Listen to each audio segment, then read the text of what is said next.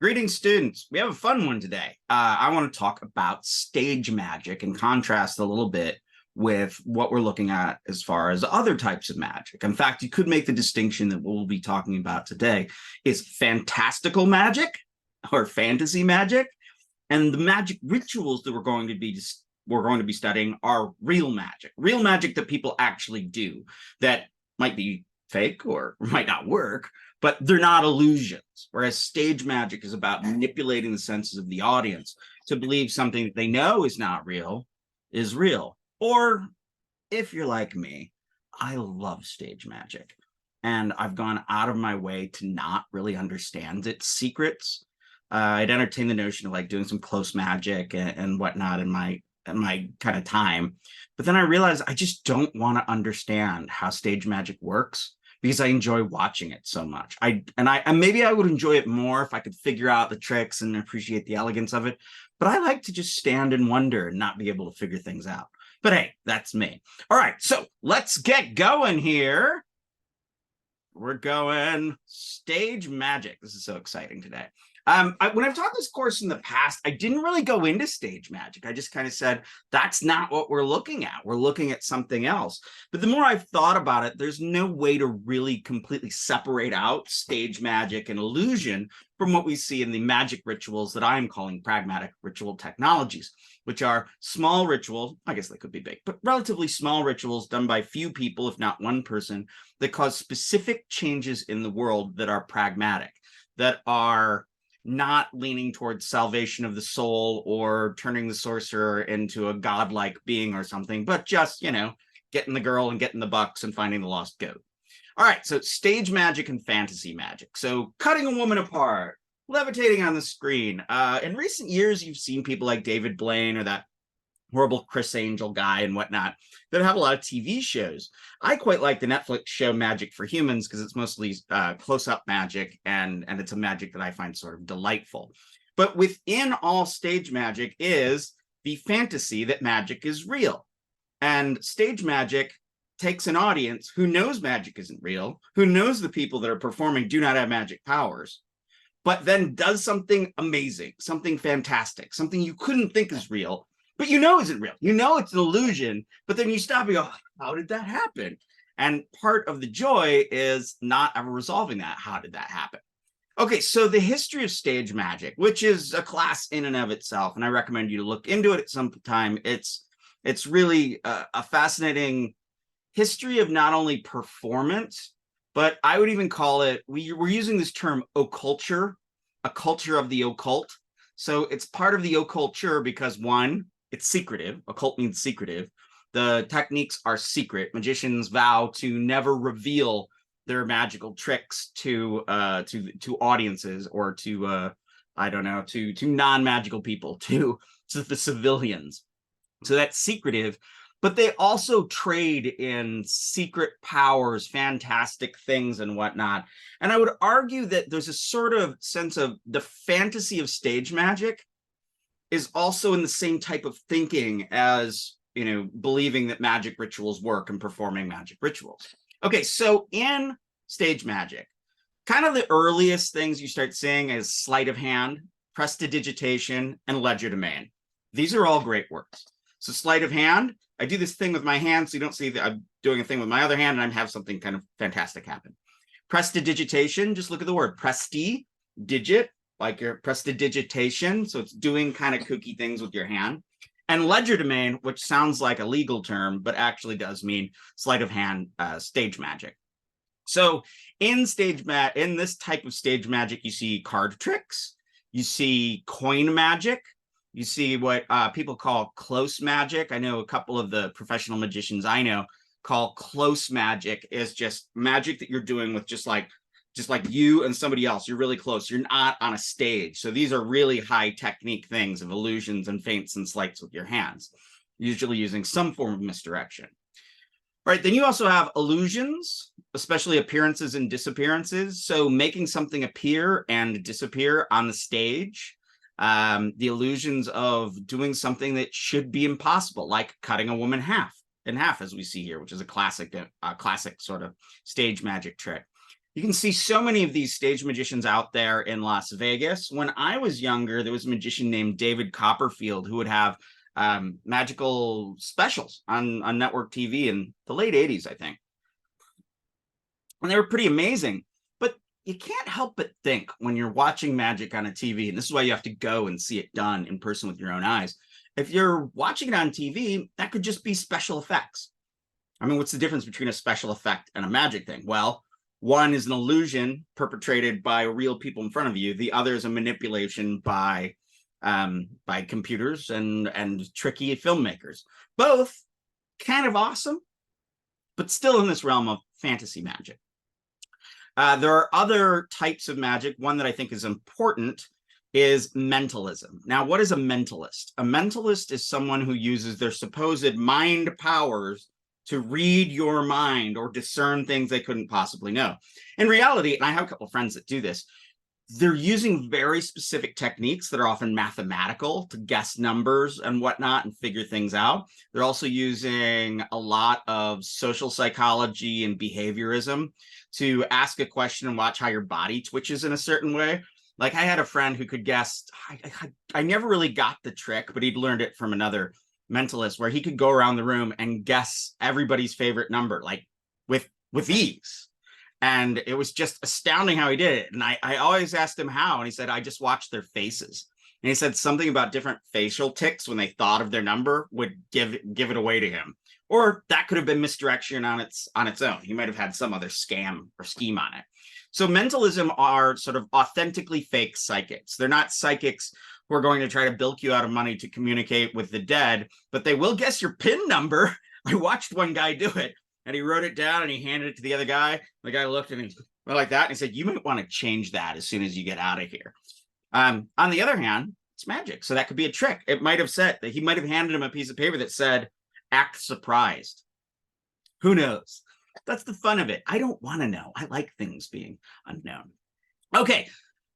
Harry Houdini was probably the most famous magician of all time, stage magician. He was known to be an escape artist. You can see him escaping hung over a bridge from a straitjacket, all sorts of locks and whatnot. What happened was he was really deft at like putting keys in his mouth, and some of the locks that people would inspect had like special doors on them so that he could get out of these various locks. But he upped his game and would be like, all right, I got to get out of these 15 locks, but I'm underwater and I'll drown if I don't do it very fast. So I think Houdini is really fascinating. What's interesting is that toward the end of his life, actually toward his late life, he died quite young, he became really interested in spiritualism, which I'm going to talk about in a second. And he went around and was a skeptic. He didn't believe that people could communicate with the dead. And he went to all of these spiritualists and attended their seances, and he figured them all out every time exactly how they were making the rappings, the knockings supposedly coming from the ghosts, or the levitations where he would find the way they were manipulating they would manipulate things with like invisible wires and whatnot. He caught them all, but he always believed it might be possible.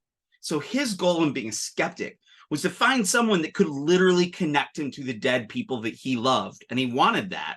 And he was perfectly happy to go around and debunk anybody who made that attempt. All right, what is spiritualism? This is just like a little sidetrack here. So when you're writing in classes, first off, in religious studies, the word spiritual means very little. Like inspiration, to have breath into. A spirit is a breathed thing. Spirit means very little. Spirituality means very little. People say, oh, I'm spiritual, I'm not religious, but then they can never really define what spiritual means. We'll get into that more as the class progresses. So when you're writing along in a class in religious studies, when you're talking about religion, don't call it spiritualism. I even caught a big scholar calling a mystical experience of a giant monk he was talking about. He called it spiritualism. And I'm like, oh, hold on, wait a minute. He's having a seance? He's up in upstate New York with the Fox sisters. And he was like, oh, I meant something else. And I'm like, yeah, just be careful on that. Okay, so what is spiritualism? It is, in fact, a religious movement that got going in sort of like 1849 with two women who were the Fox sisters. They were in their 20s at the time, who began to be able to contact the dead. They would sit people in a circle, calling it a seance. From French words, it just means kind of sit down. And they would call to the dead, and the dead would communicate by knocking sounds, like various, and the table would vibrate, which is pretty easy to do with your elbows. And they did all sorts of this stuff that made people convinced that they were able to communicate with the dead, and they would become spirit mediums. They would be sort of possessed, in fact, by these spirits, and would speak as the spirits. And of course, people thought it was great. And all sorts of other things started to happen. Like they saw ectoplasm.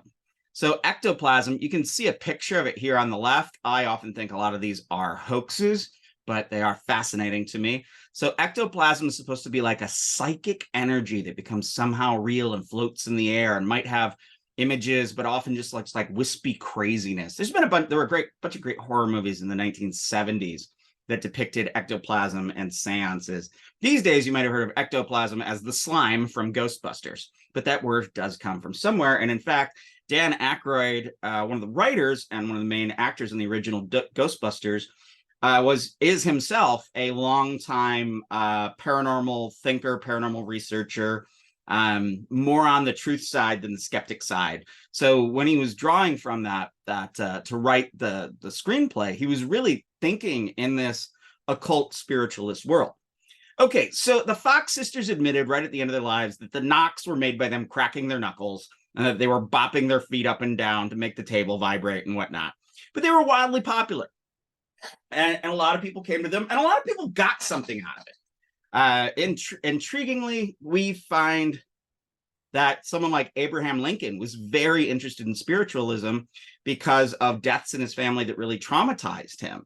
So he was a bit of a skeptic, but also somewhat of a believer in the ability to communicate with the dead through these seances, through these groups. So the spiritualists together would form a spiritualist church, some of which still exist. I was just reading a wonderful article by a colleague of mine about a spiritualist church in southern central Ohio, in Columbus, Ohio. So it's still going on to some degree, not as much. It's a big cultural thing. Anytime you see people sit around in a room with their hands together on a table in the dark and start talking to the dead, that's spiritualism. Now, I've always been convinced it's an absolute hoax. However, I was at a lecture a little while back, and a woman who's a very good researcher described looking into an archive and also working with a spiritualist figure in which they witnessed hands made of ectoplasm in the seances. Everyone there saw them, and they found a way to manipulate the hands to get them to stand like that, and they poured wax, and there are these wax like images that have just such fine wax, and they're now archived. I've taken a look at some of them behind glass, and it's hard to say how it happened. And they've even had sort of like physical science people look at it and say there's no way you could get them to look like this and then extract a human hand out of it and have them look that way. So maybe there's something to it. One thing I'll tell you often about a lot of these sort of hoaxing incidences is they don't have to be just because they're fake doesn't mean they're not real. So even with magic rituals, even though I would argue none of these really work per se, they are real. They affect people. So someone can be a complete faker, but if they're able to bring a message that consoles another human being and are not manipulating other human beings for money and wealth and sex and drugs and whatever, then I'm okay with it. I mean, the people I really dislike are psychic healers, because they will tell you to not take medication. They will tell you that the reason that you have this bum knee is because you've been holding on to hostility over your grandmother. They tell you all this BS, and they make you feel like this is one of the things that they often do. They make you feel like every ailment you have is your own fault because of something you did. Be very wary of any religious group that puts all of the pains and struggles in your life as being your own fault. Also, you'll notice that's a key aspect in cult thinking, which I don't know if we're going to get cults in this class. But just because it's fake doesn't mean it's not real. So we'll talk a little bit more about skeptics, but what I want you to think about is just because someone is doing something illusionary or doing an illusion, they're affecting the person who believes it's real, even though they know it's not. That's something in stage magic. And also, doing a magic ritual can have all sorts of psychic benefits to you. As I'll argue over and over again, one of the great powers of magic is that when you're stuck and you can't do anything else and you're completely doomed and you've tried everything you can do magic. Will it work? I don't know. Probably not. But what will it do? It'll relieve the pain of inertia and helplessness, which is an idea I've been thinking about a lot over the years. Okay, here's one of my guys I love. James Randi, known as the Amazing Randi. He died just a little while ago. He calls himself an honest liar. He was this incredibly skilled stage magician who also really, really, really hated people who would pretend their magic is real, and especially people who tried to use their psychic powers to bilk people out of money. So James Randi called himself an honest liar. He said the magician is the most honest of liars. He comes forward and he lies to you and he tells you he's going to lie to you, and then he does it. When he says, I'm going to cut this lady in half, and he cuts the lady in half, he's lying. There's an illusion there. He's an honest liar. What he was really against in his life are real liars. He set up the $1 million paranormal challenge. James Randi put $1 million from his educational foundation, and he was a very successful magician and a very famous writer, and he's a heck of an interesting guy. And he put out $1 million to anyone that could come forward and prove psychic or paranormal abilities that could be tested and verified as real. And a few people came forth, and he always debunked them. He actually trained a number of young magicians to go out and prove that psychic folks were hoaxes, because they could do the exact same thing that these supposed psychic people were doing, but they could do them without the trappings of being psychic. And what Randi was really, really against was people who claimed to have magic powers and steal the money and livelihood of others. So one of my favorite quotes by him is, no matter how smart or well-educated you are, you can be deceived. And if you watch all these cult shows, investigations, you can be pretty smart and be deceived. If you wander around in the occult worlds like I do, you can hear people who are very smart and very educated say some outlandish things. And outlandish things are fine, unless you're bilking people out of money or hurting other human beings. And that's what these fake psychic healers are doing.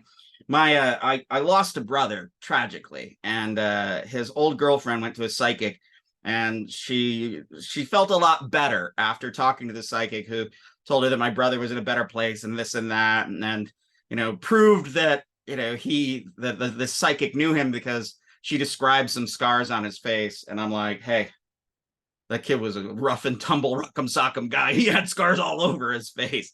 And knowing already that he was hit by he died in an automobile accident as a pedestrian, it's not that hard to make these guesses. I was angered at this. However, I also realized it gave her a sense of hope and pleasure.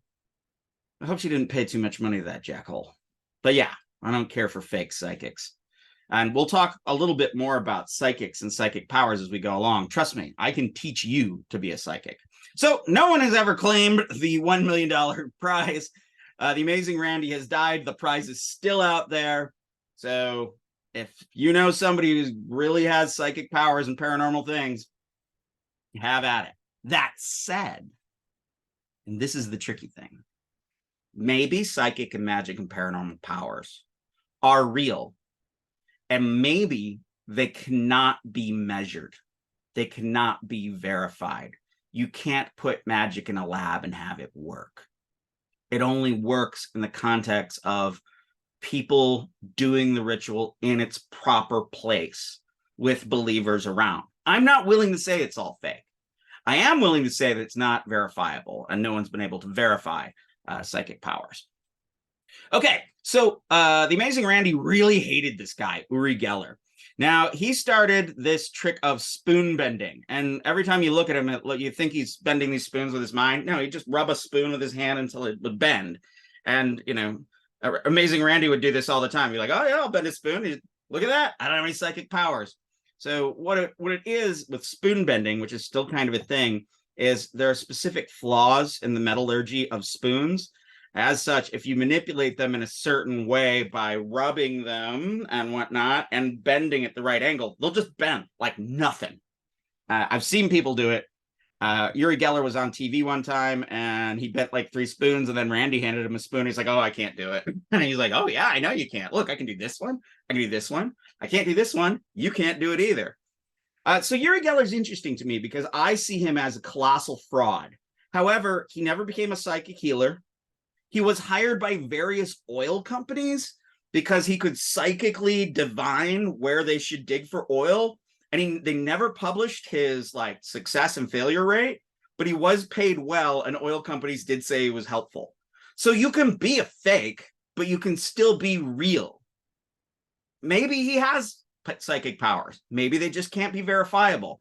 And for Uri Geller, he ended up being quite rich and has done very well for himself, but he hasn't manipulated people. He's not that dreadful Jonathan Edwards who uses what they call cold reading in order to get psychic powers, which I could do with you right now. I'm thinking of an M. I'm thinking of an M. Who has an M? Is there an M? Is someone have an M in this room? Is there, an M means something? An M means something. Oh my goodness, it's a relative of yours, right? No, friend, a friend. Yes, you lost a friend. A friend. Your friend was, they were named M. You lost a friend with M. There's an M in their name. Oh yeah, right. The name was Ariane Mitchell McCartney. That's 2 M's. That's 2 M's. Definitely about her. I can tell that she died young, old, no, and middle age. Yes, in middle age, it's very solid.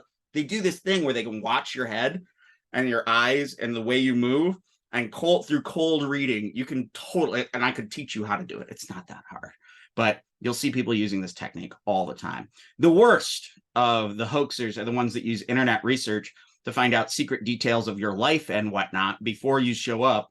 And that's not called a cold reading. That's called like a hot reading. And in that, they just already know the answers and fake like they're learning them. And trust me, it's always to their own end of getting money out of you.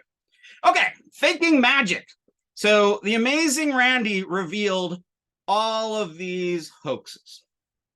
And I was just talking to you about how I hate psychic healers so much. One of my big irritations in the occult world is people who read tarot but don't read tarot. And we're going to talk, we'll have a whole day on tarot.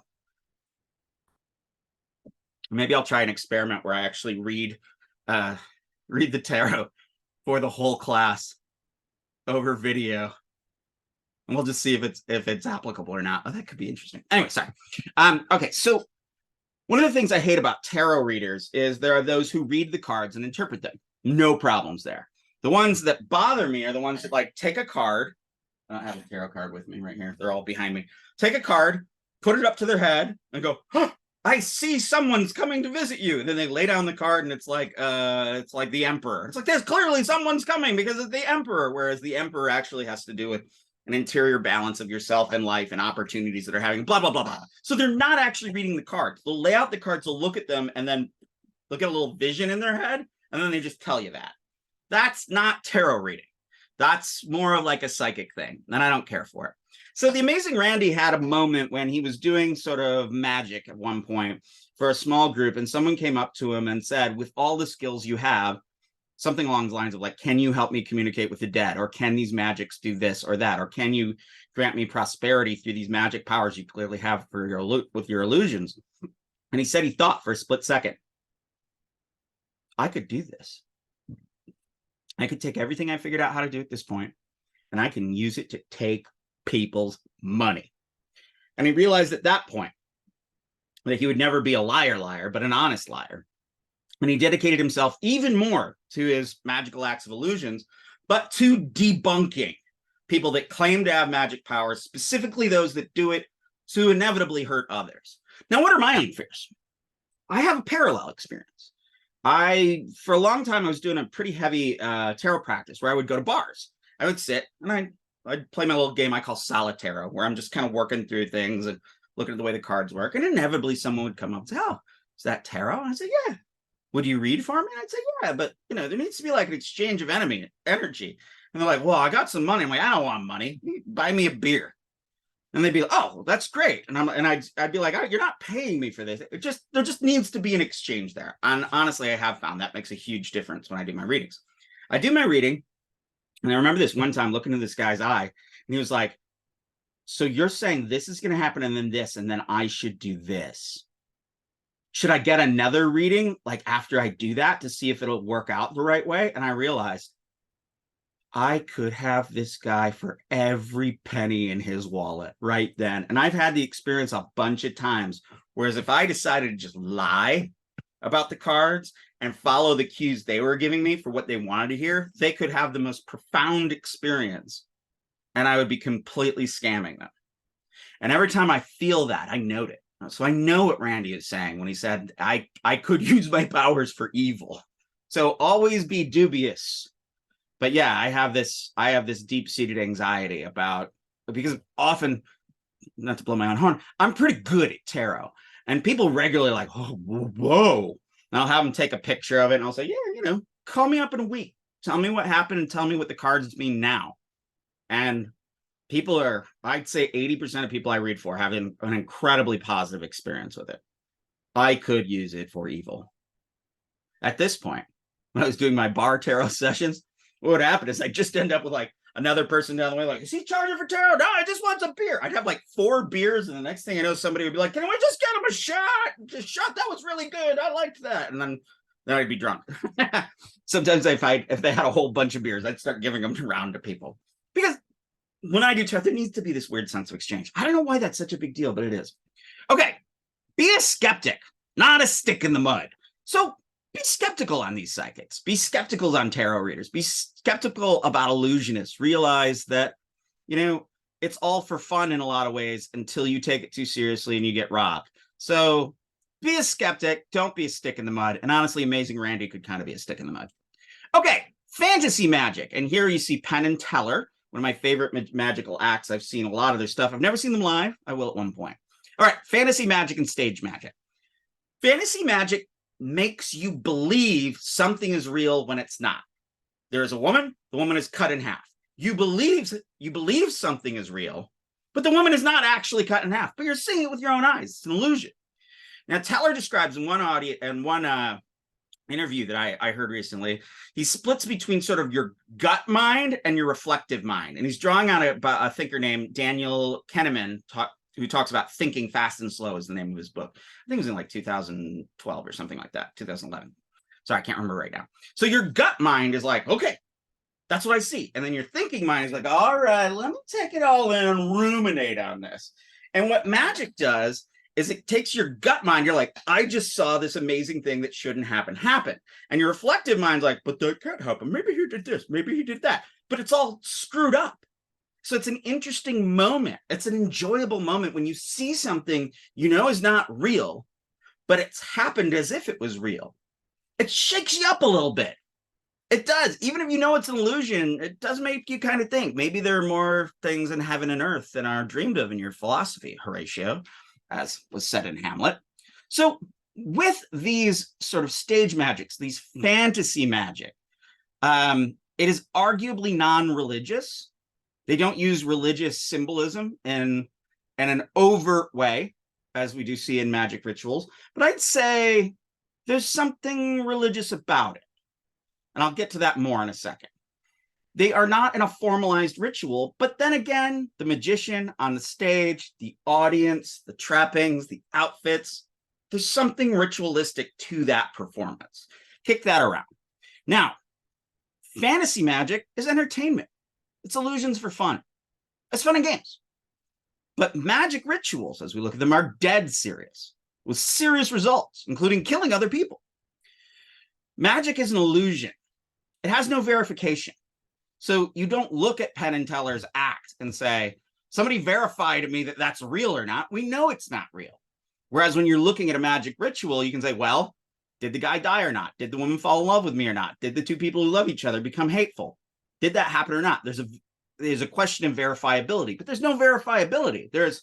Is it effective as an illusion or not? So I would argue that, in fact, stage magic is using ritual events in certain ways, but they make no real change in the world. Real magic, on the other hand, I found this great picture of someone offering liquor to, that's Batuk Bhairava, the young Bhairava. This is probably in Benares, in India, and he's often made worships in magic manners. He's one of the most common deities who comes up in the magic rituals I study. So what is real magic? We're going to take a look at a book called Real Magic by a guy named Dean Radin, not Dan Radin. And real magic, he argues, is when the powers of the mind, the psychic powers or mental powers, affect the world. That's not what I'm getting at here. We'll get into what he's talking about there, doing something different. What we're looking here is for rituals that cause pragmatic changes in the world. Rituals that people actually do, not they just think about, or not that they perform in an act in a show or in a movie. Stuff people actually do, real magic. They apply religious contents explicitly. Deities, candles, peacocks, marigolds. These are common offerings in Hindu worship. But then suddenly adding booze, and then suddenly going further and adding other intricate ingredients that will cause a pragmatic change in the world. Pragmatic ritual technologies. Whereas illusionary magic and fantasy magic is described in books. You can get how-to books on how to do stage magic and close magic. The magic rituals we're talking about are recorded in grimoires. Now, I use grimoire widely. It's from the French word grammaire, and a grimoire is any book that sets out these sort of real magic spells. Arguably, I look at ones that are pragmatic ritual technologies. There could be other ones that are more sort of like high magic. We'll get into that distinction between high and low magic even more over time. But yeah, they're recorded in these funky little books. Funky little books that I have a ton of. Look at this one. Yeah. Yeah, that guy's using his Vashikarana, which we'll learn about in a little bit. So these are ritual events. You do a ritual and it makes a real change in the world. Fantasy magic gives you an illusion, gives you an image. Real magic is supposed to make a concrete change in the world. And it's subject to verification. Did it work or didn't it? But the thing about fantasy magic and real magic is you can't really split them. Real magic and fantasy magic are united in the same sort of fantastic discourse. Sure, both have an element of an illusion. The sorcerer is doing, the little ritual to make people hate each other, but he has to make his client feel like it works, or even confuse himself and make himself feel that it works. So how do you make an audience or client believe that a ritual or event is effective? In fantasy magic, it happens. The illusion is effective or not. Are they convinced that something happened or not? Do they react to it or not? Illusory magic sort of leans on the fantasies of magic. So what we'll often see is that, and if you look over here, and I'll talk about this more in a second, a lot of the early magicians would wear turbans. They would, and sometimes they would dress in Indian clothes, and they would say that they were fakirs, which are sort of mystic, ascetic, holy men, or even swamis. So there's a notion that India is the land of magic. And if you look at like old magic sort of performances in like the 20th century, especially in India, you'll see Westerners dressed in like a business, like a formal tuxedo and a turban, and they'll have some name like Yogi Fakir. So the idea of magic and real magic is always found within stage magic. Stage magicians, by and large, are skeptics. They perform magic. They know magic isn't real. They like debunking magic. When you talk to people, as I've talked to professional magicians about the magic I study, they're like, that's fascinating. It's also bullshit. There's no denying the fact that Penn and Teller, who I talked about a little bit, had a TV show for many seasons called Bullshit, where they just debunked things, which was kind of good. So the thing is, a stage magician is a skeptic. He's an honest liar. He's telling you he's going to lie to you, and then he lies to you, and then he makes the illusion. However, a sorcerer who's a skeptic is in bad faith. If I don't believe that the magic ritual I'm performing for you, or that I'm telling you to perform works, then I'm in bad faith. I'm lying to you in a really uncool way. So magic in South Asia. So like I was saying, stage magicians often stated that their art comes from the East, often India. They would wear turbans and say that they are fakirs. They would be fake Indians. I mean, for this, you got to remember that since the 1600s, the British occupied India from 1600 to 1947. Arguably, we can work with the timeline. But for them, India was the land of the magic, of the weird, of the strange. And we look over here and we see Sorkor. Sorkor was actually an Indian who was performing illusionary magic. There's a great documentation of him and the history of magic in this book by Lee Siegel from 1991. It's a wonderful book called The Net of Magic. It's beautifully written. Lee himself is a professional magician. Yeah, he does stage magic and whatnot. And I've been at academic conferences and watched him do sleight of hand while he's kind of delivering a lecture. I find him really enjoyable. But look down at this Sorkor here. See this word here, Indrajal, up under the left? Indrajal means the net of Indra, the net of the god Indra, and is one of the oldest terms for Indian sleight of hand magic, but it also overlaps into some aspects of sorcery. We'll get into that more later. All right, so the last thing I want to talk to you about is the rope trick. So Siegel went to write this book, The Net of Magic, and he goes to India and he's like hanging out for a while, and he meets professional magicians, and he's doing magic with them, and they're all learning and doing stuff, and that kind of sharing because he's a professional magician. And he keeps hearing about this thing called the Indian rope trick, which is probably one of the most famous illusions of all time. In the Indian rope trick, as it's described, a magician comes forth with his apprentice. He opens up a basket and he makes, through his magic prestidigitation, a piece of rope climb up into the sky so high that no one can see. He says to his disciple, go on up there, climb on up. So the disciple climbs on up, and then he says, come on down, come on down. Disciple doesn't come down, assistant doesn't come down, and this is kind of gruesome. Doesn't come down. And then the magician gets all angry. So he puts a knife in his teeth and he climbs up himself. And as everyone is waiting and looking up, not knowing what's going on, down drop the arms, boom, boom, the legs, boom, boom, the head, boom, boom, the body, boom, boom, of the assistant. It's gruesome. It's terrifying. There's always a certain horror to magic. Magician climbs back down, muttering, and picks up all the parts of the body, puts it in a basket, says a magic mantra, and then boom, the magician's assistant pops out of the basket, unharmed and in whole. The Indian rope trick. Siegel reads through newspaper stories. He talks to every professional magician he can when he was there in the 1990s. He meets all these really interesting street magicians and actually learns the street magic that they're doing, which is predominantly done by Muslims, in fact, up there. And eventually he comes to an astounding conclusion. The Indian rope trick has never been performed. People do little parts of it, but the thing in whole has never been done. We don't have photos of it. I mean, photography hasn't always been around. We have descriptions of it, but the descriptions are usually by somebody who heard the story from somebody else. Very few direct claims to have actually seen it.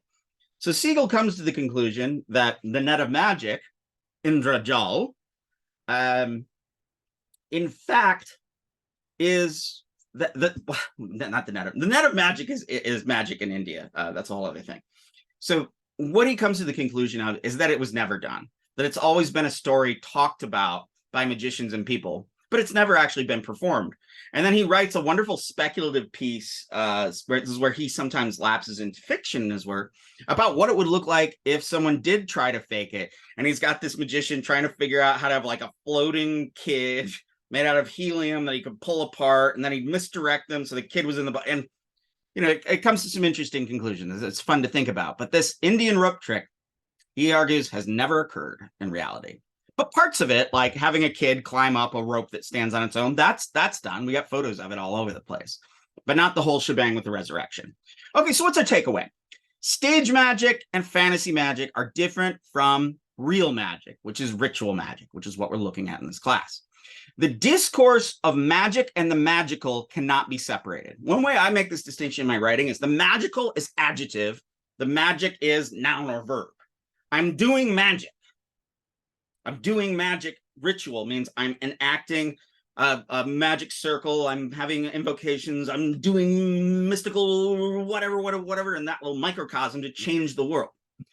However, the magical is, I don't know, Magic Johnson was such a good basketball player that they called him Magic. He's a phenom. When I meet someone who can, like, say, read a Sanskrit text that I really struggle with, I'll go, wow, that's magical. So something that's astounding. Or you see a new piece of technology that's too good to be true, and you're like, oh, it's magic. No, it's magical. So magical as a descriptor versus magic as an action or thing. So we want to believe the stage magician. And we also want to believe a sorcerer. One is an honest liar. If magic actually isn't real, then anyone who does a magic ritual for someone else or for themselves is a liar. They know they're lying or they're deceived themselves. However, I would argue magic doesn't have to be literally real to still be real. The intriguing problem is the illusionist tells you he's a liar and that magic isn't real, whereas the sorcerer tells you magic is real and then does a thing and claims the thing will happen. Sometimes it does, sometimes it doesn't. It's up to us to decide, is that an okay thing? And what's the actual value to this type of magic if it's not literally real? Now, do not believe magicians on stage or on the street or anywhere you meet them who claim perfect authenticity to have magical powers. They don't. It's illusion. Sorcerers who claim to have magical power, don't believe them either, man. It's just they're going to scam you. I've been scammed a couple of times. I watched it happen, and I kind of enjoyed it. But for me, that was entertainment. So here's another thing that really gets me thinking. If the building blocks of religion are paranormal experiences, let's just think about Jesus Christ for a second. Paranormal experiences. Well, he came back from the dead. That's a big deal. But water and wine, loaves and fishes, whatnot. He was cursing the fig tree. Christ healing people. Christ's exorcism of the guy with the pigs and the legion.